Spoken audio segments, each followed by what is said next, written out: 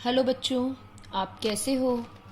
आज हम लोग आपको पढ़ाने जा रहे हैं मैथमेटिक्स का एक बेसिक चैप्टर, जिसको हम कहेंगे विभक्ति के नियम। अर्थात कौन सी संख्या किस संख्या को पूर्ण रूप से काट देती है, ये हमें देखकर ही कैसे पता चल जाएगा। पूर्ण रूप से कटने का मतलब क्या है।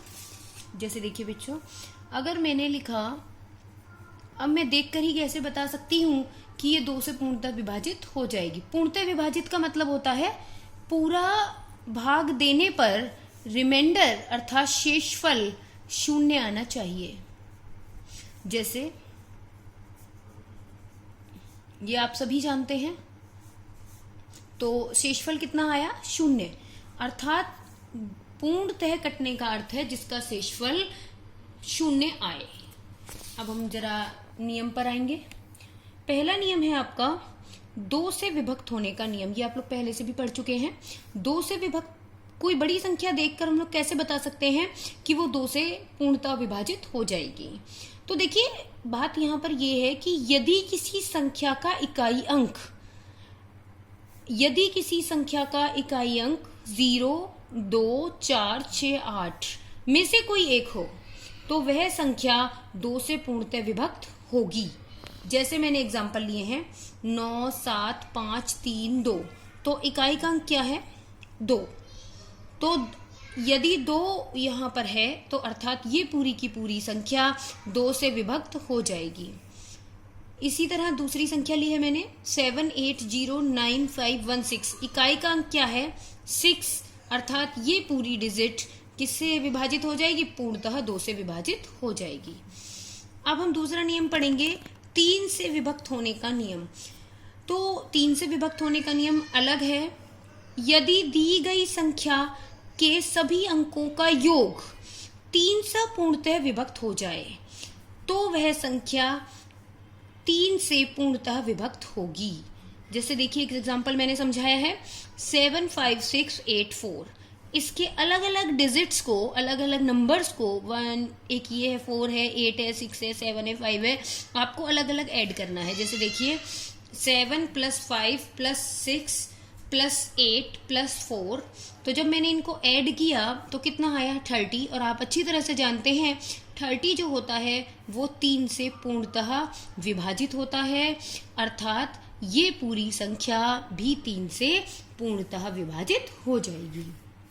अगला है 4 से विभक्त होने का नियम।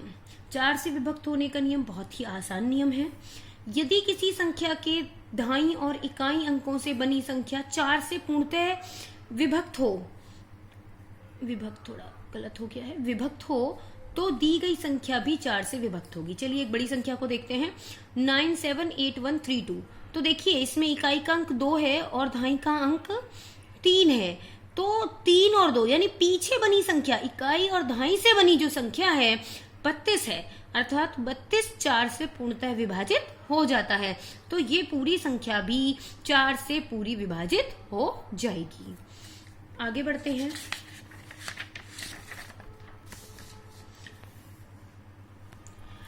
8 से विभक्त होने का नियम। जिस तरह से हमने 4 से विभक्त होने में इकाई और दाईं के अंकों को देखा था, यहाँ पर हम इकाई, दाईं और सैकड़ा, मतलब इकाई का अंक, दाईं का अंक और सैकड़े के अंक को देखेंगे। यदि इनसे बनी संख्या 8 से विभाजित हो जाती है तो पूरी संख्या भी 8 से विभाजित हो जाएगी। तो ये एग्जाम्पल दिया है मैंने आपको। 5 से विभाजन का नियम बहुत ही आसान नियम है, पहले से भी आप लोग जानते हैं। 5 से विभाजित होने का नियम क्या होता है? यदि किसी संख्या के पीछे 0 या 5 आए तो वह संख्या 5 से पूर्णतः विभाजित हो जाएगी। 11 से विभक्त होने का नियम आपको बहुत ही ध्यान से समझना है। हालांकि मैंने इसमें डेफिनेशन लिख दी है और मैं आपको इसकी फोटो भेज दूंगी, पर आप थोड़ा इसको ध्यान से समझेंगे। मैंने एक एग्जाम्पल लिया है 2, 3, 6, 9, 7, 0, 6, 9। ये एग्जाम्पल है। इसमें आपको इकाई अंक से शुरू करना है यहां से, और एक अंक छोड़कर इस तरह लेना है।